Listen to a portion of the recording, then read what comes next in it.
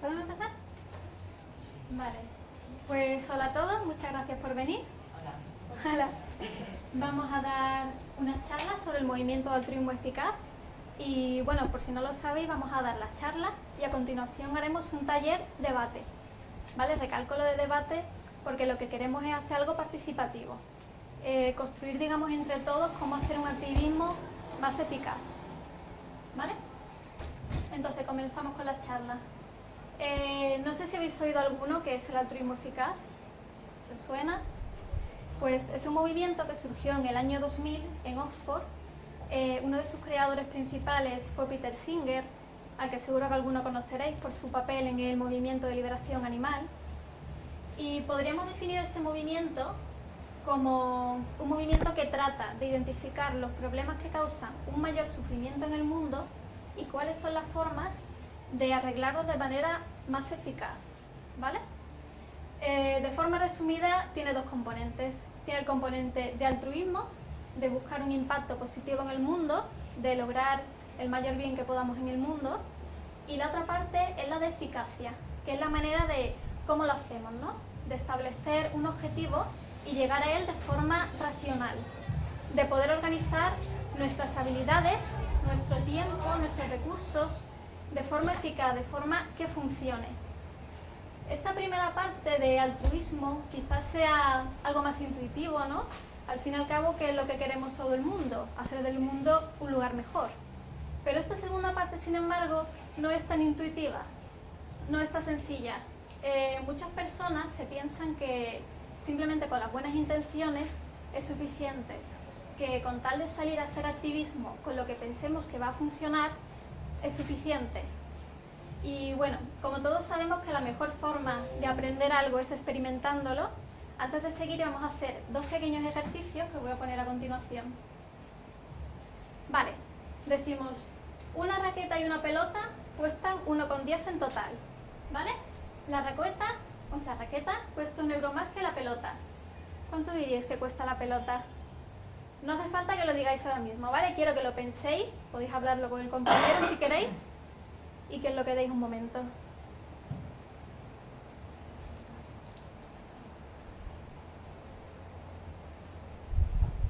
Guardadlo, ¿vale? Segundo problema. Decimos, Lucas está mirando a Ana, pero Ana está mirando a Jorge.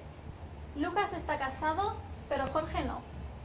¿Podríamos decir que una persona casada está mirando a una persona no casada? ¿Sí? ¿No? ¿O no lo podemos determinar? Lo mismo, pensadlo un momentito, ¿vale? Habladlo si queréis con el compañero y ahora vemos la respuesta.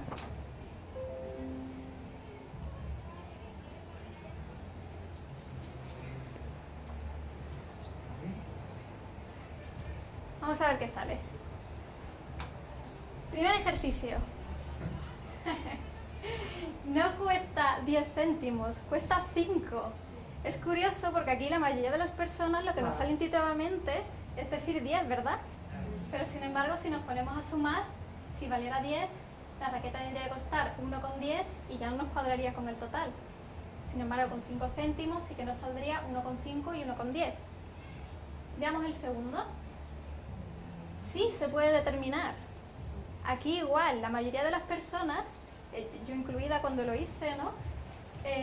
Pensamos que no se puede, porque nuestro razonamiento es el siguiente. Decimos, no sabemos el estado de Ana, con lo cual no podemos seguir más allá. Paramos ahí el razonamiento. Y deberíamos continuar, deberíamos decir, vale, no lo sabemos, pero el estado de Ana solo pueden ser dos cosas, o está casada o no lo está. Y como vemos, si no está casada, Lucas casado mira a Ana no casada, se cumple. Si lo está, Ana casada mira a Jorge no casado, se vuelve a cumplir. ¿Por qué pongo estos ejemplos? Porque creo que son una herramienta muy poderosa para darnos cuenta de lo malos que podemos ser a veces haciendo razonamiento intuitivo.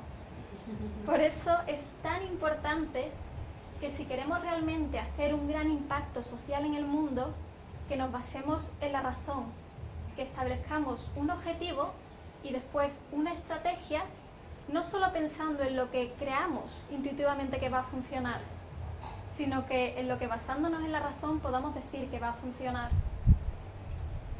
Vale, entonces hemos visto qué es el altruismo eficaz. La cuestión ahora es ver, vale, en qué nos centramos y cómo lo hacemos. El altruismo eficaz establece que hay 3 grandes causas. ¿Por qué? Porque está estudiado que son las que mayor sufrimiento provocan actualmente o que podrían provocarlo. En el caso de la pobreza extrema, pues todos sabemos, ¿no? Los informes nos cuentan que 20.000 niños mueren diariamente por temas de desnutrición, por enfermedades que podrían ser tratadas, toda la gente que está sin agua potable, sin sistema sanitario. ¿Sufrimiento animal? Pues qué voy a decir, ¿no? Yo aquí en esta feria vegana, todos somos conscientes de la cantidad de animales que son sacrificados al año para consumo humano y que además son tratados de una forma muy inhumana a lo largo de sus vidas. Y luego tenemos los riesgos catastróficos. Son un poco raros, pero debemos ser conscientes que la humanidad se enfrenta a ciertos riesgos, como podrían ser futuras bombas nucleares, conflictos internacionales, el tema del calentamiento global, el mal uso, por ejemplo, de las tecnologías, de la inteligencia artificial. ¿Qué opciones tenemos, no? O sea, ¿qué podemos hacer nosotros como individuos para poder crear un gran impacto social? La verdad es que tenemos muchísimas opciones dependiendo de nuestros recursos económicos, de nuestras habilidades, de nuestra motivación, de lo que tengamos ganas de hacer. Por ejemplo, podemos hacer donaciones, informar y educar, elegir buenos empleos o crear organizaciones. Vamos a ver esto un poquito punto por punto. Una gran forma es mediante las donaciones. Pero ¿qué pasa? La publicidad que hacen las organizaciones en sí nos hacen pensar que todas están cambiando vidas. Pero pensémoslo un momento, o sea, ¿realmente creéis que todas las organizaciones están creando un gran impacto o una gran diferencia? Lo cierto es que no, que hoy en día las organizaciones que son más conocidas suelen ser las que tienen mayor financiación y no necesariamente las que están haciendo del mundo un lugar mejor. Pero podemos identificar esto con estudio y con transparencia.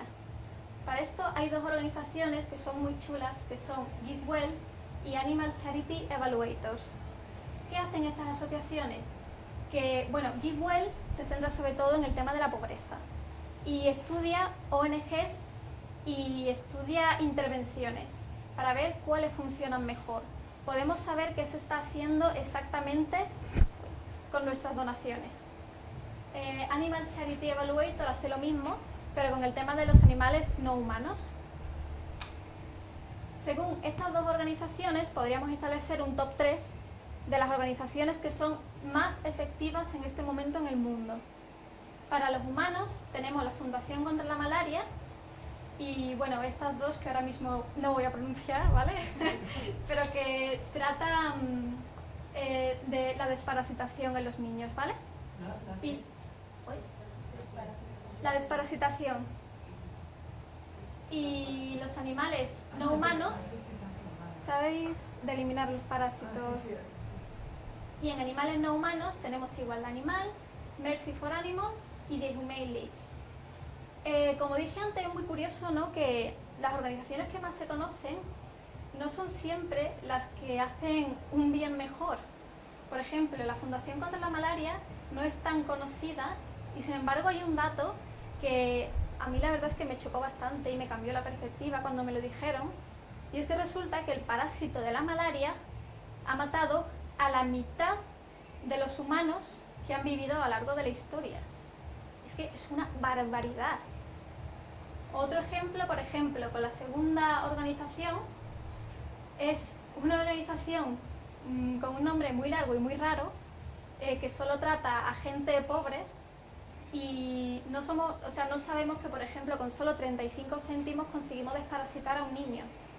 Y esto no solo es bueno para la salud, también es bueno, por ejemplo, para la educación. Pensemos una cosa, imaginaos que tenemos 70 euros, ¿vale?, que queremos donar para fomentar la educación en los niños. Se nos puede ocurrir decir, pues vamos a dar becas, vamos a dar libros. Por ejemplo, con estos 70 euros, dando becas, tendríamos 3 meses de educación gratuita para niños. ¿Qué pasa si damos estos 70 euros a la Organización contra la Esquistosomiasis, que tenemos 150 meses de educación gratuita, porque está estudiado que es mucho más eficaz para que los niños vayan a la escuela, porque es un parásito que los incapacita en casa. Vale, entonces hemos visto, lo primero, localizar organizaciones eficaces.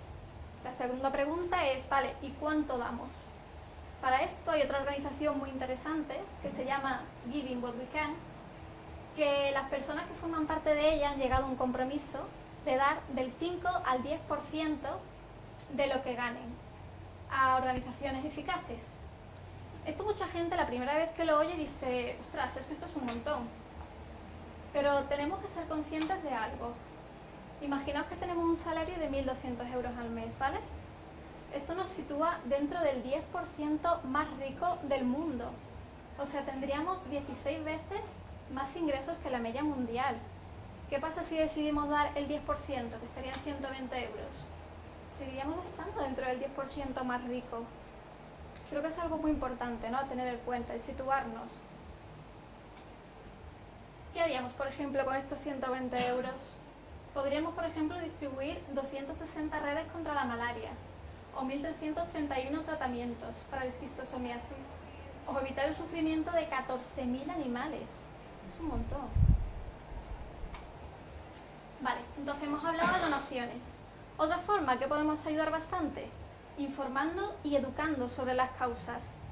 Hablar de lo que nos mueve, de lo que nos motiva, de lo que hacemos por todas estas causas, inspira a otros. Y esto es muy bonito porque a cuanta más gente inspiremos, más gente va a ayudar, y cuanta más gente ayude, en fin, se retroalimenta, ¿no? Bueno, tenemos que ser conscientes de que tampoco tenemos que ser pesados, ¿vale? Véase un ejemplo, ¿no? Muy típico que nos dicen a los veganos. Pero que es importante que si tenemos la oportunidad, contemos lo que hacemos por las causas que nos gustan, que nos mueven. Que si damos charlas, que lo contemos. Si trabajamos en organizaciones, en ONGs, si hacemos activismo, si nos da por dar un montón de dinero a igualdad animal, cualquier actividad de esta. Otra cosa muy interesante es elegir empleos que nos permitan ayudar a otros. No sé si lo sabéis, pero se estima que trabajando pasamos 80.000 horas a lo largo de la vida. Son un montón de horas que podíamos emplear para ayudar a otros. Aquí hay otra organización muy interesante que se llama 80.000 horas y que se creó para estudiar esto, para estudiar cuáles son las carreras más eficaces a la hora de crear un impacto social. Y se dedica pues a estudiar estas carreras y a aconsejar a los estudiantes. Con los empleos, en fin, hay muchas posibilidades. Podemos, por ejemplo, estudiar un empleo que nos permita obtener una habilidad que sea muy útil para las asociaciones. Otra forma es coger un empleo que nos permita ganar un montón de dinero y poder hacer un montón de donaciones. Esto ya según la persona. Otra forma, creando organizaciones o mejorando las existentes. Yo aquí voy a dar unas breves pinceladas, pero esto lo trataremos en profundidad ahora en el taller de activismo eficaz, ¿vale? Es importante, bueno, lo primero creo que tenemos que tener en cuenta es elegir cuáles son las mejores intervenciones. Pero ojo, aquí hay una cosa muy importante y que en el movimiento vegano creo que lo vemos mucho. A la hora de decir qué intervención es mejor que otra, vamos a llevar a cabo discusiones, no siempre vamos a estar de acuerdo. Entonces es muy importante que estas discusiones lo hagamos de una forma constructiva, siendo conscientes de que todos buscamos lo mismo, enfocándonos, ¿no?, en el movimiento vegano, que todo lo que buscamos es ayudar a los animales. Entonces no nos enraicemos en discusiones que no llevan a ninguna parte. Hay que ser consciente de que hay malas, buenas y muy buenas estrategias. Evidentemente nuestro tiempo es limitado, entonces si tenemos que elegir, trataremos de ir a por las muy buenas estrategias, que no quiere decir que no podamos complementar con otras. Lo que sí es importante es que podamos identificar las malas estrategias. Por ejemplo, el hecho de poner imágenes horribles de animales sufriendo puede funcionar para 2 o 3 personas, pero la mayoría de la gente lo que va a hacer es huir de ello. Va a decir, uy, yo no quiero ver esto, yo no quiero ser consciente. Entonces es importante evaluar si funciona. decir a una persona, por ejemplo, que es una asesina por comer carne, ¿es verdad? Quizás, no lo sé, pero ¿funciona? No. Es muy importante pensar en abrir mentes, en abrir corazones, en ver cómo hacemos para mejorar el impacto. Y otra cosa también es extender la lucha a otros campos. No tenemos por qué centrarnos siempre en los derechos animales. Hay que hacer el movimiento político, relevantemente político. Tenemos, por ejemplo, el medio ambiente, tenemos el tema de la salud. Hay que extenderlo para que se oiga. Una cosa muy importante, medir nuestro impacto. Esto, la verdad es que cada vez se hace más, pero todavía falta mucho por hacer. Cuando hacemos una actividad, es muy importante medir cómo ha salido, ver si ha funcionado, porque muchas veces podemos pensar que estamos haciendo algo que va a salir genial y que lo mismo es contraproducente, que no está funcionando. Entonces, muy, muy importante, medir lo que estamos haciendo, ya sea con encuestas o mirando, por ejemplo, si ha aumentado las visitas a cierta página web. La importancia del dinero. Hay mucha gente que critica, por ejemplo, que una organización contrate personal o que se gaste dinero en marketing, cosas de este estilo. Y es importante, una organización tiene que luchar por ser eficaz, por funcionar. Entonces es importante que invirtamos dinero, ya sea eso en marketing, en contratar programadores, en contratar, no lo sé, todo lo que nos haga falta. Estrategias a largo plazo. Tenemos que pensar a dónde queremos llegar con nuestra organización. Pensar qué estrategias tenemos para crecer, cómo vamos a crecer. Una vez lleguemos ahí, qué siguiente decisión vamos a tomar. No quedarnos solos en el corto plazo. Bueno, mejorar el funcionamiento del grupo. Esto es muy importante, ¿no? Para que una organización funcione, la gente se tiene que sentir a gusto. Es muy importante que la gente sienta, por ejemplo, libertad para poder opinar, para poder decir, yo no estoy de acuerdo con esta estrategia, es mejor que hagamos esta otra. Y más importante aún, que la gente se sienta útil y valorada. Eso los va a motivar muchísimo para hacer activismo. Y por último, estudiar y mantenerse actualizados. Todos los días salen nuevas intervenciones, nuevos estudios. Estemos al tanto, que nos puede ayudar muchísimo. Y antes de terminar la parte esta de la charla, quería hablar de 3 preguntas frecuentes o reflexiones que suele hacerse la gente que empieza a ayudar, y bueno, que yo al menos he escuchado mucho. Una es esta: trato de ser un buen activista, pero lo paso mal repartiendo panfletos. ¿Creéis que una persona que no se le dé bien repartir panfletos es un mal activista? No, claro. El buen activista es aquel que identifica y usa sus habilidades. Hay una creencia de que el activismo simplemente es salir a la calle y repartir panfletos. Pero no, hay mucha gente, por ejemplo, que sabe un montón de programación y puede dedicarse a hacer aplicaciones o páginas web. Hay otra gente que sabe de arte y puede organizar cosas para atraer a la gente a ciertos eventos. O hay gente que sabe de marketing y psicología, pues puede dar charlas, ¿no? Entonces es muy, muy importante que un activista identifique sus habilidades y las potencie al máximo. Otra que también he escuchado mucho es la de: mi felicidad no es importante viendo tanto sufrimiento. Hay gente, ¿no?, que escucha todas estas cosas y dice, ostras, se da un capricho y se siente mal. No, por ejemplo, hay una chica, el caso se conoció mucho, Julia, que tenía muchas ganas de ser madre, ¿vale? Pero ella decía, si en vez de ser madre, todos esos recursos y ese tiempo que gastaré en mis hijos los dedico al activismo, ayudaré muchísimo. ¿Qué pasa? Que eso era un sueño de ella y su vida pasó a ser un poco triste, un poco amargada, y se dio cuenta de que para hacer un buen activismo es importante que actuemos alegremente. No se trata, el activismo no tiene que causar un colapso psicológico. Para que actuemos y nos sintamos motivados es muy importante que nos sintamos felices. Y bueno, por último, conociendo todas estas asociaciones efectivas, una pregunta suele ser, Entonces, ¿no debería colaborar con las asociaciones de mi entorno? Y no hay que limitarse ni ser rígido. Esto va un poco unido a la pregunta, a la anterior, a la segunda. Quizás por alguna cuestión emocional, una persona se sienta muy unida a una causa, o quizás se sienta muy bien colaborando con alguna organización de su entorno. Vale, no importa, podemos equilibrar.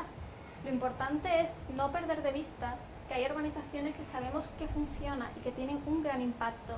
Podemos tanto compaginarlo como tomar ejemplo de esas organizaciones. Bueno, visto esto, aquí vamos a parar la parte de la charla, que era un poquito introductorio. Ahora vamos a hacer un taller de activismo, taller debate, de activismo eficaz. Vamos a hacer una pequeña pausa para todo aquel que se quiera quedar que se quede, el que quiera ir que salga o que entre gente. ¿De acuerdo? Bueno, muchas gracias por ahora.